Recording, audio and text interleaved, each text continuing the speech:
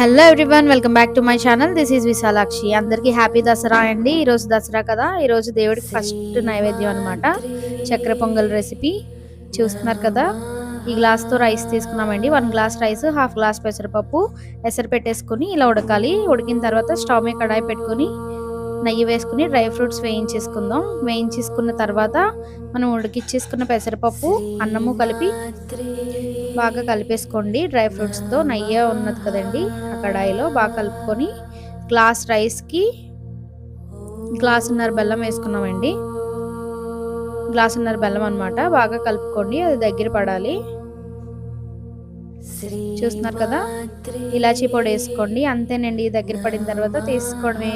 మన చక్కెర పొంగలి రెడీ అయిపోయింది. చూస్తున్నారు కదండి, అమ్మవారికి నైవేద్యంగా పెట్టాలన్నమాట. కుదిరితే కొబ్బరి ముక్కలు కూడా వేసుకోండి, చాలా బాగుంటుంది. అంతేనండి, ఈజీ రెసిపీ. మీరు కూడా